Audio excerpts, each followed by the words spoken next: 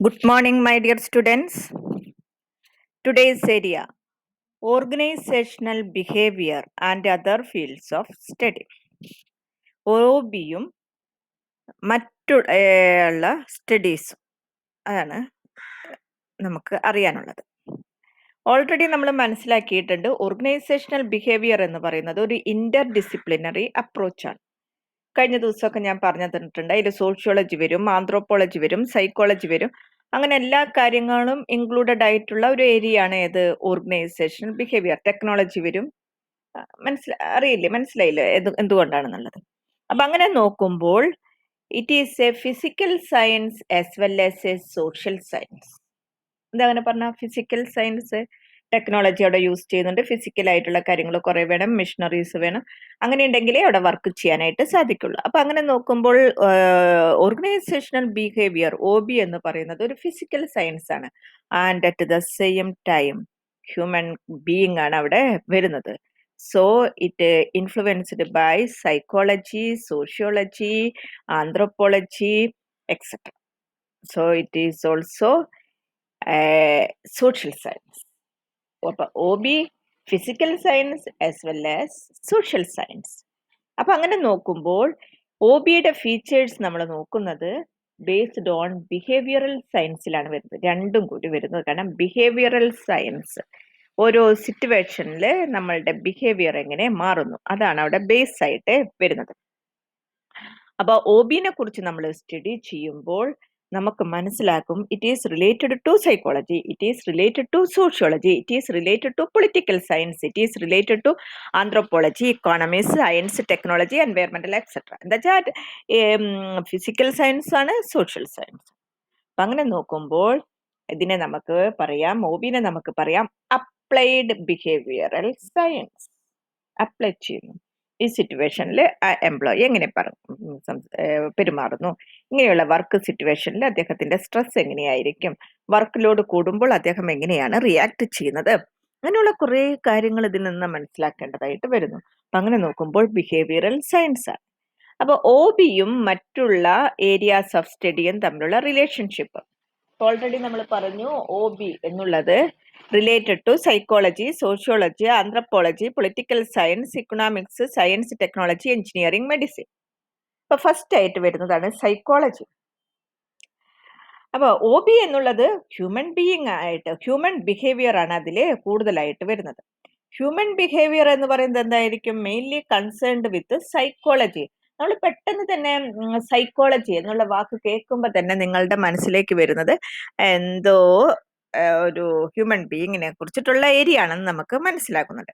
അപ്പൊ സൈക്കോളജി എന്ന് പറഞ്ഞിട്ടുണ്ടെങ്കിൽ it is concerned mainly with human behaviour.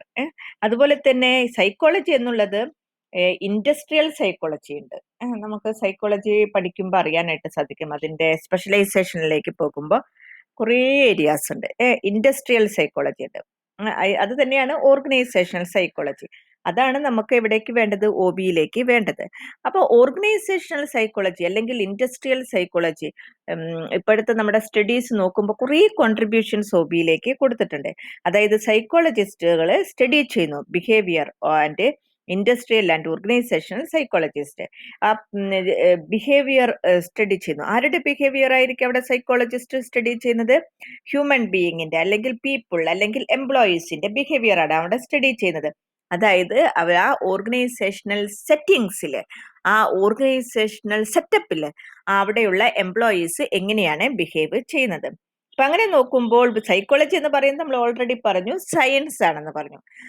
Psychology ഇങ്ങനെ ഹ്യൂമൻ ബിഹേവിയർ സ്റ്റഡി ചെയ്യുമ്പോൾ മെഷർ ചെയ്യുന്നു, അല്ലെങ്കിൽ ആ ഹ്യൂമൻ ബീയിങ്ങിനെ കുറിച്ച് എക്സ്പ്ലെയിൻ ചെയ്യുന്നു, അല്ലെങ്കിൽ ആ ഹ്യൂമൻ ബിഹേവിയർ മോട്ടിവേഷൻ ഒക്കെ കൂടുന്നതിന് വേണ്ടിയിട്ട് എന്തൊക്കെയാണ് ചെയ്യേണ്ടതെന്ന് സജസ്റ്റ് ചെയ്യുന്നു. അപ്പൊ അങ്ങനെ നോക്കുമ്പോൾ ഇൻഡിവിജ്വൽ ബിഹേവിയർ അവിടെ നമ്മൾ സ്റ്റഡി ചെയ്യുന്നുണ്ട്, ഗ്രൂപ്പ് ബിഹേവിയർ സ്റ്റഡി ചെയ്യുന്നുണ്ട്, ഓർഗനൈസേഷനിലേക്ക് അത് വരുന്നു. അത് നമുക്ക് ആ ലെവൽസ് നമുക്ക് ബേസിക് മനസ്സിലായിട്ടുണ്ടല്ലോ, ലെവൽസ്. അപ്പൊ അവിടെ ഇൻഡിവിജ്വൽ ബിഹേവിയർ അവിടെ എങ്ങനെയായിരിക്കും സ്റ്റഡി ചെയ്യുന്നത്? പെർസെപ്ഷൻ, നിങ്ങളുടെ ഓരോരുത്തരുടെയും പെർസെപ്ഷൻ നോക്കിയിട്ട്, ലേണിംഗ്, നിങ്ങൾ ഇത്ര കാലത്തിനുള്ളിൽ എന്തൊക്കെ ലേൺ ചെയ്തിട്ടുണ്ട്, അതിനെയൊക്കെ ഡിപ്പെൻഡ് ചെയ്തുകൊണ്ട് നിങ്ങളുടെ പേഴ്സണാലിറ്റി എങ്ങനെയുണ്ട്, അങ്ങനെ നോക്കിയിട്ട് എന്ത് നമുക്ക് കാൽക്കുലേറ്റ് ചെയ്യാം, മെഷർ ചെയ്യാം. ഇൻഡിവിജ്വൽ ബിഹേവിയർ നമുക്ക് മെഷർ ചെയ്യാനായിട്ട് സാധിക്കും. അങ്ങനെ ഓരോ ഹ്യൂമൻ ബീയിങ്ങിന്റെയും അല്ലെങ്കിൽ ഓരോ എംപ്ലോയീസിന്റെയും ഇൻഡിവിജ്വൽ ബിഹേവിയർ അവിടെ മെഷർ ചെയ്തുകൊണ്ട് അവിടേക്ക് എന്തിലേക്ക് പോയിക്കൊണ്ടേയിരിക്കുന്നു? ഇൻഡസ്ട്രിയൽ സൈക്കോളജിയിലേക്ക് പോയിക്കൊണ്ടേയിരിക്കും. അതായത് ഇൻഡസ്ട്രിയൽ സൈക്കോളജിയിൽ എത്തുമ്പോൾ എന്ത് നോക്കുന്നതായിരിക്കും? Behaviour at work. ആ ഇൻഡിവിജ്വലിന്റെ പേഴ്സണാലിറ്റി, അതുപോലെ തന്നെ ആ ഇൻഡിവിജ്വലിന്റെ ലേണിംഗ് കപ്പാസിറ്റി, പെർസെപ്ഷൻ, ഇതൊക്കെ എങ്ങനെയാണ് ബിഹേവിയർ അറ്റ് വർക്ക് ചെയ്യുന്ന സമയത്ത് അദ്ദേഹത്തിന്റെ ബിഹേവിയർ എങ്ങനെയാണ്, particularly at different working conditions. Work ചെയ്യുമ്പോൾ നോർമലി വർക്ക് ചെയ്യുന്ന അവസരത്തിൽ മാത്രമല്ല, ചില അവസരങ്ങളിൽ വർക്ക് ലോഡ് കൂടുതലായിരിക്കും, എന്തെങ്കിലുമൊക്കെ സ്പെഷ്യൽ ആയിട്ട് വരും. അങ്ങനെയുള്ള സിറ്റുവേഷനിൽ ഇദ്ദേഹത്തിന്റെ ബിഹേവിയർ മാറുന്നുണ്ടോ എന്നും കൂടി നമ്മൾ ചെക്ക് ചെയ്യേണ്ടതാണ്. അതുപോലെ തന്നെ അദ്ദേഹത്തിന് എത്രമാത്രം സ്ട്രെസ് അവിടെ വരുന്നുണ്ട്, അതുപോലെ തന്നെ അദ്ദേഹത്തിന് വർക്ക് സ്ട്രെസ് ഇങ്ങനെ വരുമ്പോൾ കൂട്ടത്തിലുള്ള ഗ്രൂപ്പിലുള്ള കോ വർക്കേഴ്സുമായിട്ട് അദ്ദേഹം ഇങ്ങനെ കശപിശ കൂടുന്നുണ്ടോ, കോൺഫ്ലിക്റ്റിലേക്ക് വരുന്നുണ്ടോ എന്നും കൂടി നമ്മൾ സ്റ്റഡി ചെയ്യുന്നു. അങ്ങനെ നോക്കുമ്പോൾ നമുക്ക് എന്തറിയാം? ഓരോ എംപ്ലോയീസും എൻജോയ് ചെയ്യുന്ന ജോബ് സാറ്റിസ്ഫാക്ഷനെ കുറിച്ച് നമുക്ക് മെഷർ ചെയ്യാനായിട്ട് സാധിക്കും. അതോടൊപ്പം തന്നെ അവരുടെ പെർഫോമൻസ് അപ്രൈസൽ, ഇതൊക്കെ നിങ്ങൾ തേർഡ് സെം ബികോമില്, നിങ്ങൾ തേർഡ് സെമ്മിലാണോ ഫിഫ്ത്ത് സെമ്മിലാണോ പഠിച്ചത് എനിക്ക് ഓർമ്മയില്ല, HRM നിങ്ങൾ പഠിച്ചിട്ടുണ്ടായിരിക്കും. പെർഫോമൻസ് അപ്രൈസൽ നമ്മൾ നോക്കുന്നതായിരിക്കും. അതോടൊപ്പം തന്നെ അതിന്റെ ബേസിൽ നമുക്ക് എന്ത് ഡിറ്റർമിൻ ചെയ്യാനായിട്ട് സാധിക്കുന്നതായിരിക്കും? റിവാർഡ് സിസ്റ്റം നമുക്ക് പ്രൊവൈഡ് ചെയ്യാനായിട്ട് സാധിക്കും. അപ്പൊ അങ്ങനെയുള്ള കുറെ കാര്യങ്ങൾ നമുക്ക് ഇതിൽ കൂടെ ആക്കാനായിട്ട് സാധിക്കുന്നതാണ്. ഇനി നമുക്കത് ഇൻഡിവിജ്വൽ ബിഹേവിയർ നമ്മൾ സ്റ്റഡി ചെയ്യുന്നു, അതുപോലെ തന്നെ ഇൻഡസ്ട്രിയൽ സൈക്കോളജി അത് അവര് വർക്ക് ചെയ്യുന്ന സമയത്ത് സ്റ്റഡി ചെയ്യുന്നു. അപ്പൊ ഇൻഡിവിജ്വൽ സൈക്കോളജിയിൽ എന്താ പഠിക്കുന്നത്? ആ പർട്ടിക്കുലർ എംപ്ലോയിയുടെ പേഴ്സണാലിറ്റി, ആ പർട്ടിക്കുലർ എംപ്ലോയിയുടെ പെർസെപ്ഷൻ, ആ പർട്ടിക്കുലർ എംപ്ലോയിയുടെ ലേണിംഗ്. മനസ്സിലായല്ലോ?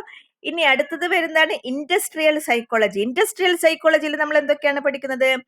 പീപ്പിൾ അറ്റ് വർക്ക് ചെയ്യുന്ന സമയത്ത് അവരുടെ ബിഹേവിയർ എന്താണ്? Behaviour of A people at work, behaviour of people at different working conditions, behaviour of A people at different stress situation, conflict situation, etc. On the basis of that, measure job satisfaction and performance appraisal and determine reward system. മനസ്സിലായില്ലേ ഇവിടം വരെ പറഞ്ഞത്? അടുത്തതാണ് group behaviour. നമ്മൾ study ചെയ്യേണ്ടതാണ് group behaviour. Individual ചെയ്തു, work ചെയ്യുന്ന സമയത്ത് ചെയ്തു, പിന്നെ ആ വ്യക്തി തന്നെ ഗ്രൂപ്പിൽ വർക്ക് ചെയ്യുമ്പോൾ എങ്ങനെയായിരിക്കും? ഗ്രൂപ്പ് ബിഹേവിയർ നമ്മൾ സ്റ്റഡി ചെയ്യുന്നത് ഏത് സൈക്കോളജി നമ്മൾ അപ്ലൈ ചെയ്തിട്ടായിരിക്കും? സോഷ്യൽ സൈക്കോളജി അപ്ലൈ ചെയ്തിട്ടായിരിക്കും. മനസ്സിലായല്ലോ? അപ്പൊ ഫസ്റ്റത്തേല് നമ്മൾ സൈക്കോളജി അപ്ലൈ ചെയ്യുന്നു, രണ്ടാമത്തേല് ഇൻഡസ്ട്രിയൽ സൈക്കോളജി അപ്ലൈ ചെയ്യുന്നു, ഗ്രൂപ്പിനെ കുറിച്ച് സ്റ്റഡി ചെയ്യുമ്പോൾ സോഷ്യൽ സൈക്കോളജി നമ്മൾ അപ്ലൈ ചെയ്യുന്നു. അപ്പൊ അങ്ങനെ നമ്മൾ സോഷ്യൽ സൈക്കോളജി അപ്ലൈ ചെയ്തുകൊണ്ട് നമ്മൾ എന്ത് നോക്കുന്നു? അവരുടെ ആറ്റിറ്റ്യൂഡ് നോക്കുന്നു, അവരുടെ നീഡ്സ് നോക്കുന്നു. അങ്ങനെ സോഷ്യൽ സൈക്കോളജി ഭയങ്കര ഇമ്പോർട്ടന്റ് ആണ്. ഇൻഫ്ലുവൻസ് ഓഫ് എ പീപ്പിൾ, ആ ഗ്രൂപ്പിൽ എങ്ങനെ ബിഹേവ് ചെയ്യുന്നു, അങ്ങനെ നോക്കിയിട്ട് many concepts of which interest psychology, learning, motivation, ഇതൊക്കെ നമുക്ക് മനസ്സിലാക്കാനായിട്ട് സാധിക്കും. അപ്പൊ അങ്ങനെ നോക്കുമ്പോൾ നമുക്ക് മനസ്സിലായി OBയിൽ വളരെ ഇമ്പോർട്ടന്റ് ആയിട്ടുള്ള ഒരു ഏരിയ ആണ് ഏത്? സൈക്കോളജി എന്ന് നമുക്ക് മനസ്സിലാക്കാനായിട്ട് സാധിച്ചു. അടുത്ത ഏരിയ ആണ് OBയിൽ വരുന്നത് സോഷ്യോളജി. സോഷ്യോളജി എന്ന് ഇതൊക്കെ നിങ്ങൾക്ക് റെഫർ ചെയ്ത ബുക്കുകളിൽ നിന്ന് കിട്ടുന്നതാണ് കേട്ടോ. സോഷ്യോളജി എന്നുള്ളതും വളരെ ഇമ്പാക്ട് കൊടുക്കുന്നുണ്ട് OBയിൽ. അതായത് സോഷ്യോളജി എന്ന് പറയുന്നത് എന്ത്? Social behaviour of the groups. ഇപ്പൊ നമ്മളിപ്പോ ഒരു സ്ഥലത്തേക്ക് പോയി, നമ്മുടെ ക്ലാസ്സിൽ എല്ലാവരും കൂടി നമ്മൾ ഒരു സ്ഥലത്ത് ഡൽഹിക്ക് പോയി, ഡൽഹി കാണാൻ പോയി. നിങ്ങളുടെ ടൂർ ഡൽഹിയിലാണ്, ഡൽഹി കാണാനാണ് നിങ്ങൾ പോകുന്നത്. നമ്മുടെ ഹിസ്റ്റോറിക്കൽ മോണമെന്റ്സ് ഒക്കെ കാണാൻ പോകണം, താജ്മഹൽ, റെഡ് ഫോർട്ട്, അതുപോലെ തന്നെ കുത്തബ് മീനാർ, ഇതൊക്കെ കാണാനാണ് നിങ്ങളുടെ ട്രിപ്പ് പോകുന്നത്. അപ്പൊ അവിടെ നമ്മുടെ ക്ലാസ്സിൽ നിങ്ങളെല്ലാവരും നിങ്ങളുടെ ട്യൂട്ടറായിട്ടുള്ള വിദ്യ ടീച്ചറും കൂടിയിട്ടാണ് ഡൽഹി കാണാൻ പോകുന്നത്. അപ്പൊ അവിടെ ചെല്ലുമ്പോൾ നിങ്ങളെ പോലെ തന്നെ വേറെ കോളേജുകളിൽ നിന്നൊക്കെ കുട്ടികൾ വന്നിട്ടുണ്ട്. അങ്ങനെ കുറെ ഇപ്പൊ ഡൽഹിയിലാണ്. അപ്പൊ എങ്ങനെയായിരിക്കും നിങ്ങൾ അവിടെ ചെല്ലുമ്പോൾ ബിഹേവ് ചെയ്യുന്നത്? എങ്ങനെയായിരിക്കും? നിങ്ങള് നിങ്ങളുടെ ഫ്രണ്ട്സിന്റെ ഒക്കെ ഇങ്ങനെ കൈയൊക്കെ പിടിച്ച് നിങ്ങൾ ഇങ്ങനെ ഒരു ഗ്രൂപ്പായിട്ട് നിൽക്കുന്നതായിരിക്കും. നിങ്ങളിങ്ങനെ അത്ഭുതത്തോട് കൂടിയിട്ട് ചിലപ്പോൾ മറ്റുള്ളവരെയൊക്കെ ഒബ്സർവ് ചെയ്യുന്നതായിരിക്കും. അതായത് നോർത്ത് ഇന്ത്യൻ എന്നൊക്കെ കോളേജിലെ കുട്ടികളൊക്കെ വന്നിട്ടുണ്ടായിരിക്കും, അവരും അതുപോലെ തന്നെ. നിങ്ങൾ അങ്ങോട്ടും ഇങ്ങോട്ടും ഒന്നും മിങ്കിൾ ചെയ്യാനായിട്ട് ഉദ്ദേശിക്കുന്നേ ഇല്ല. നിങ്ങൾക്ക് അതിന് എന്തോ ഒരു തടസ്സം ഉണ്ടാവില്ലേ? ഉണ്ടാവും. അങ്ങനെ ഇരിക്കലാണ് എന്ത് വന്നത്? തിരുവനന്തപുരത്ത് നിന്ന് ഒരു കോളേജിൽ നിന്ന് കുറച്ച് കുട്ടികൾ വന്നിട്ടുണ്ട്. നിങ്ങളുടെ റിയാക്ഷൻ എങ്ങനെയായിരിക്കും? ആ സമയത്തുള്ള നിങ്ങളുടെ പ്രതികരണം എങ്ങനെയായിരിക്കും? ഇമാജിൻ ചെയ്യ്. അതാണ് sociology. Social behaviour of the groups. എന്തുകൊണ്ടാണ് നിങ്ങൾ ആ സമയത്ത് നിങ്ങളുടെ ഗ്രൂപ്പ് അങ്ങനെ ബിഹേവ് ചെയ്തത്? നിങ്ങളുടെ ക്ലാസ്സിലെ നിങ്ങളുടെ ഒരു ഗ്രൂപ്പിൽ എല്ലാവരും അങ്ങനെ തന്നെയാണ് ബിഹേവ് ചെയ്തത്. അയ്യോ! നമ്മുടെ നാട്ടുകാരെ കണ്ടു, മലയാളം പറയുന്നവരെ കണ്ടു, അല്ലേ? അങ്ങനെ. അപ്പൊ സോഷ്യൽ ബിഹേവിയർ അവിടെ വരുന്നത്. അപ്പൊ സോഷ്യോളജിസ്റ്റ് ഇതാണ് സ്റ്റഡി ചെയ്യുന്നത്. ഒരു ഓർഗനൈസേഷനില് കുറേ പേരുണ്ടായിരിക്കും അല്ലേ? പല ഏരിയയിൽ നിന്നും വർക്ക് ചെയ്യുന്നു. ഇപ്പൊ ഫോറിനിലുള്ള ഒരു കമ്പനിയിൽ മലയാളികൾ ഉണ്ടായിരിക്കും, നമ്മുടെ ഇന്ത്യയിൽ തന്നെയുള്ള കുറെ പേരുണ്ടാവും, ഇന്ത്യക്കാർ ഒരുമിച്ചുണ്ട്, അതിൽ തന്നെ സബ് ഗ്രൂപ്പ്സ് വരും. മനസ്സിലായല്ലോ? അതാണ് സോഷ്യോളജി. അപ്പൊ സോഷ്യൽ സിസ്റ്റത്തിനെ കുറിച്ച് സ്റ്റഡി ചെയ്യുന്നു. അതായത് ഫാമിലിനെ കുറിച്ച് സ്റ്റഡി ചെയ്യുന്നു, ഒക്യുപ്പേഷണൽ ബേസിനെ കുറിച്ച് സ്റ്റഡി ചെയ്യുന്നു. അങ്ങനെ എല്ലാ കാര്യങ്ങളും സ്റ്റഡി ചെയ്യുന്നതാണ് സോഷ്യോളജി ആയിട്ട് വരുന്നത്. Social group, social behaviour, society, customs, institution, social classes, status, social mobility, prestige, അങ്ങനെയുള്ളതൊക്കെ ഏതിൽ വരുന്നതായിരിക്കും? സോഷ്യോളജിയിൽ വരുന്നതായിരിക്കും. അപ്പൊ സോഷ്യോളജിയും ഒ ബിയിൽ കുറേ കോൺട്രിബ്യൂഷൻസ് കൊടുക്കുന്നുണ്ട്. ഇന്റർപേഴ്സണൽ ഡൈനാമിക്സ്, അതായത് ചിലർക്ക് leadership, group dynamics, communication system, ഇതൊക്കെ അതനുസരിച്ച് മാറിക്കൊണ്ടേയിരിക്കുന്നതായിരിക്കും. അപ്പൊ സോഷ്യൽ സിസ്റ്റത്തിനോട് ഓരോ ഇൻഡിവിജ്വൽസ് എങ്ങനെയാണ് റെസ്പോണ്ട് ചെയ്യുന്നത്, ഓരോ വാല്യൂസിന് എത്ര ഇമ്പോർട്ടൻസ് കൊടുക്കുന്നുണ്ട്, നോംസിന്, സോഷ്യൽ റോൾസ് അവർക്ക് എത്രമാത്രം വരുന്നുണ്ട്, ഇതൊക്കെ അതിൽ കൂടെ നമുക്ക് സ്റ്റഡി ചെയ്യാനായിട്ട് സാധിക്കും. അപ്പോൾ ഒ ബിയിൽ വളരെ ഇമ്പോർട്ടൻ്റ് ആയിട്ടുള്ള ഏരിയ തന്നെയാണ് സോഷ്യോളജി. ഇനി അടുത്തത് വരുന്നതാണ് ആന്ത്രോപോളജി. ആന്ത്രോപോളജി എന്ന് പറയുന്നത് interaction between people and their environment, നമ്മളും നമ്മളുടെ എൻവയർമെന്റ് തമ്മിലുള്ള ഇന്ററാക്ഷൻസ് ആണ്. അവിടെ പ്രത്യേകിച്ച് വരുന്നത് കൾച്ചറൽ എൻവയർമെന്റിനെ കുറിച്ചിട്ടാണ് സ്റ്റഡി ചെയ്യുന്നത്. കൾച്ചർ ഒരു ഡൗട്ടും ഇല്ല, നമ്മുടെ സ്വഭാവത്തിന്, നമ്മളിൽ വളർന്നു വന്നിട്ടുള്ള കൾച്ചർ എന്തായാലും ബാധിക്കും. അതെ, നമ്മൾ തന്നെ പറയുന്നതായിരിക്കില്ല, ചിലരൊരു ജാതി അത് അവരുടെ കൾച്ചർ, അയ്യോ അവരുടെ അടുത്തൊന്നും പോയി സംസാരിക്കാനായിട്ട് നമ്മുടെ കൾച്ചർ ശരിയാവില്ല, അങ്ങനെ പറയാ, വലിയ ഡയലോഗുകൾ അടിക്കുന്നവരെയൊക്കെ കേട്ടിട്ടില്ലേ? അപ്പൊ അവിടെ എന്താണ് അതിൽ നിന്ന് മനസ്സിലാക്കുന്നത്, എന്താണ് കൾച്ചർ? അപ്പൊ അങ്ങനെ കൾച്ചറിനെ കുറിച്ച് നമുക്ക് അപ്പൊ ആന്ത്രോപോളജി കുറേ കാര്യങ്ങൾ നമുക്ക് മനസ്സിലാക്കുന്നു ഒ ബിയിൽ. അതായത് കൾച്ചറൽ ഇഫക്ട്സ് ഓഫ് ഒ ബിയിലെ കൾച്ചർ കൊണ്ട് എന്തൊക്കെയാണോ ഇഫക്ട്സ് ഉണ്ടാക്കുന്നത്, വാല്യൂ സിസ്റ്റത്തിൽ എന്തൊക്കെയുണ്ട്, നോംസ്, സെന്റിമെന്റ്സ്, കൊയർഷൻ, ഇന്ററാക്ഷൻ, അങ്ങനെയുള്ളതൊക്കെ അവിടെ വരുന്നതായിരിക്കും. ഇപ്പൊ എംപ്ലോയീസ് അതനുസരിച്ചായിരിക്കും അതിൽ ഇൻവോൾവ് ചെയ്യുന്നത്. Anthropology influence employees behaviour through motivation, interaction, goal setting, decision making, coordinating and controlling, ഇതൊക്കെ ആന്ത്രോപോളജിയിൽ കൂടെ അവര് ഇൻഫ്ലുവൻസ് ചെയ്യുന്നുണ്ട്. അടുത്തതായിട്ട് വരുന്നതാണ് പൊളിറ്റിക്കൽ സയൻസ്. നമുക്കറിയാം, ഇപ്പൊ കഴിഞ്ഞ ദിവസം തദ്ദേശ സ്വയംഭരണത്തിന്റെ ഒക്കെ റിസൾട്ട് ഒക്കെ വന്ന് എല്ലാവരും ഇങ്ങനെ ഇരിക്കുകയാണ്. പൊളിറ്റിക്കൽ പവർ അവിടെ വരുന്നത്, പൊളിറ്റിക്കൽ സിസ്റ്റം എന്തുകൊണ്ടാണ് ഈ ഏരിയയിലുള്ള കൂടുതലായിട്ട് ഇടതുപക്ഷത്തില് കൂടുതൽ ഊന്നൽ കൊടുത്തത്, എന്തുകൊണ്ടായിരിക്കും അത്? സ്റ്റഡി ചെയ്യുമ്പോൾ നമുക്ക് മനസ്സിലാകും. ഹിസ്റ്ററി എടുത്തു നോക്കുമ്പോൾ അവിടെ തൊട്ട് തന്നെ നമുക്കത് മനസ്സിലാക്കാനായിട്ട്. ഇനി എന്തുകൊണ്ടാണ് ബി.ജെ.പിക്ക് വോട്ട് കൂടാനായിട്ടുള്ള കാരണം, അതിനും കുറെ ഫാക്ടേഴ്സ് നമുക്ക് മനസ്സിലാക്കാനായിട്ട് സാധിക്കും. അപ്പൊ പൊളിറ്റിക്കൽ സയന്റിസ്റ്റുകളാണ് ഇതിനെക്കുറിച്ച് സ്റ്റഡി ചെയ്യുന്നത്. How and why people acquire power, എന്തുകൊണ്ടാണ് ബി.ജെ.പി സർക്കാർ ഇപ്പോൾ പവർ അക്വയർ ചെയ്തിട്ടുള്ളത്? നമ്മളുടെ സ്വാതന്ത്ര്യത്തിന് മുൻപും സ്വാതന്ത്ര്യത്തിന് ശേഷവും എടുത്തിട്ടുള്ള ആ കാലഘട്ടങ്ങൾ നമ്മുടെ ഇന്ത്യൻ ഹിസ്റ്ററി നമ്മൾ സ്റ്റഡി ചെയ്യുകയാണെങ്കിൽ ആ ഏരിയയിൽ വരാത്ത ഒരു പാർട്ടിയായിരുന്നു. എന്തുകൊണ്ടാണ് കണ്ടിന്യൂസ് ആയിട്ട് 5 കൊല്ലം ഭരിച്ചു, വീണ്ടും ഇലക്ഷനിൽ അവർ തന്നെ കയറി? എന്തുകൊണ്ട്? വൈ ആൻഡ് ഹൗ നമ്മൾ സ്റ്റഡി ചെയ്യുന്നു. അവർക്ക് തന്നെ പവർ കിട്ടുന്നത്, പൊളിറ്റിക്കൽ ബിഹേവിയർ എങ്ങനെയാണ്, ഡിസിഷൻ മേക്കിംഗ്, കോൺഫ്ലിക്റ്റ്, അങ്ങനെയുള്ള കാര്യങ്ങളൊക്കെ നമുക്ക് സ്റ്റഡി ചെയ്യാനായിട്ട് പൊളിറ്റിക്കൽ സയൻസ് വേണം. അപ്പൊ അതെന്തിനെ എഫക്ട് ചെയ്യുന്നു? ഇപ്പൊ ബി.ജെ.പി സർക്കാർ നമ്മളുടെ ഇന്ത്യ ഭരിക്കുന്നു. അപ്പൊ നമുക്ക് കുറേ തരത്തിലുള്ള മാറ്റങ്ങൾ ഇന്ത്യയിൽ വരുന്നുണ്ട്. അപ്പൊ അത് എവിടെ വരുന്നതായിരിക്കും? ഓരോ ഓർഗനൈസേഷനിലും വരുന്നതായിരിക്കും. മനസ്സിലായല്ലോ കുട്ടികളെ?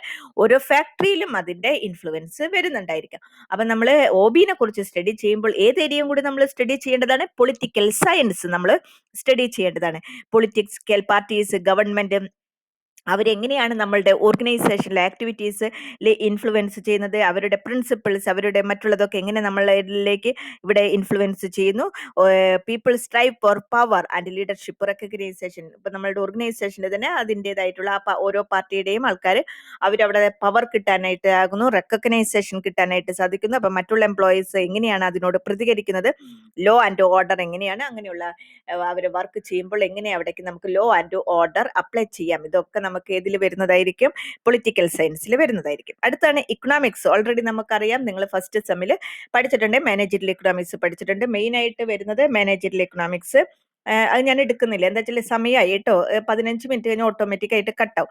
മാനേജീരിയൽ എക്കണോമിക്സ് നിങ്ങൾ ഓൾറെഡി നിങ്ങൾക്ക് അറിയാം.